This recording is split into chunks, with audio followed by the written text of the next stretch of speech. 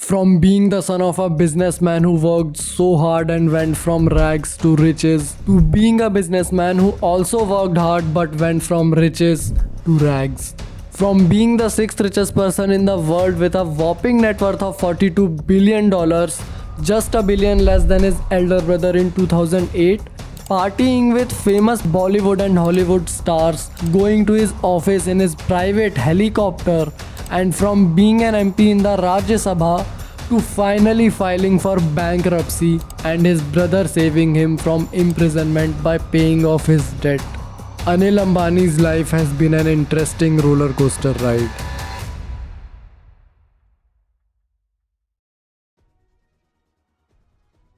It was a gloomy day for the Ambanis as well as the business world when Mr. Dhirubhai Ambani took his last breath on 6th July 2002, being the world's 138th richest person with a net worth of $2.9 billion. Now, the Ambani brothers had to take over their father's empire. So Mukesh Ambani became the chairman of the business empire while Anil Ambani became the vice chairman. But since they were so different from each other, they started clashing over business decisions. Mukesh Ambani was a focused businessman who only cared about his family and business, while Anil Ambani loved the spotlight, fame, glamour, and lavishness. He even married a Bollywood actress. Their disputes got so worse that they started making important business decisions without even consulting each other, and it was severely affecting their business. They both wanted their sole control over Reliance.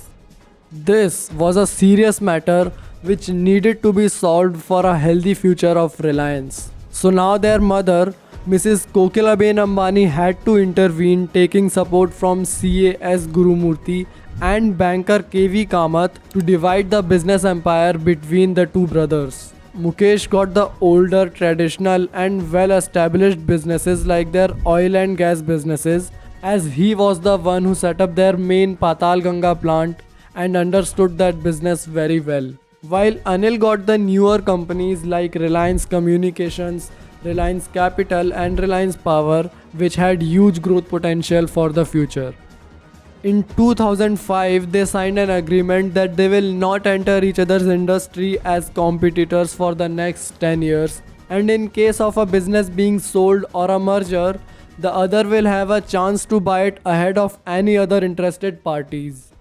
After this agreement, both headed their own different paths.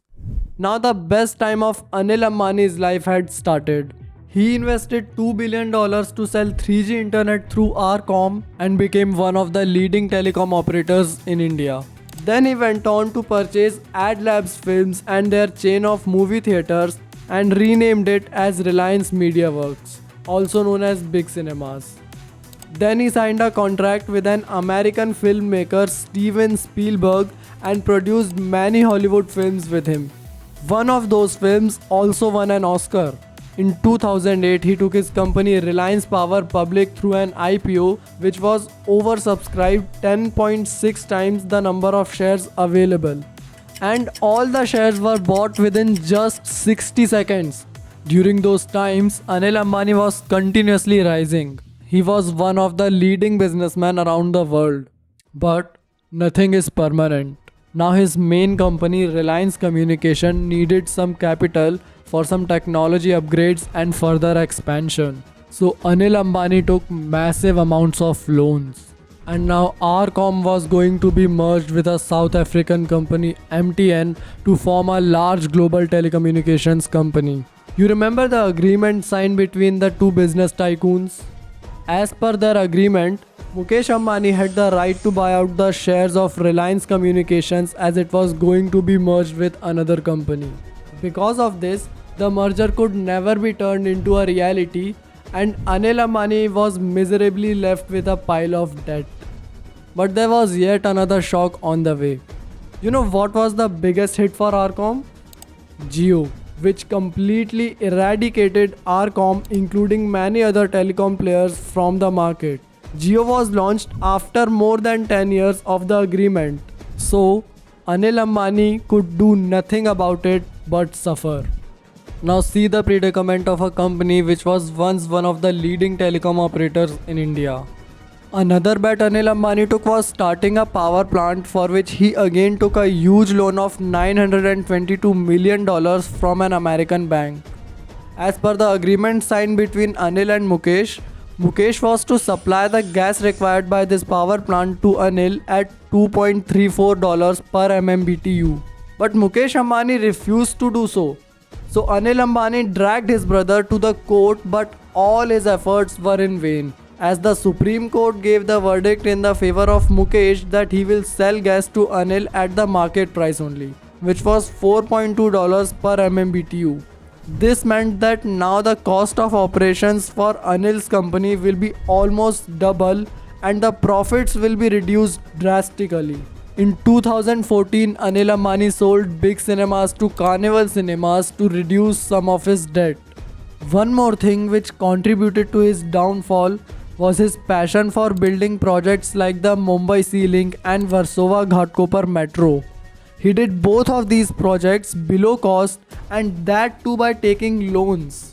In 2016, he entered the defense sector by buying Pipapav Marine and Offshore Engineering and renaming it Reliance Naval and Engineering. But because of his lack of experience and knowledge in that field, he failed again. In the same year, a Swedish company Ericsson filed a lawsuit when he could not pay the debt he owed them.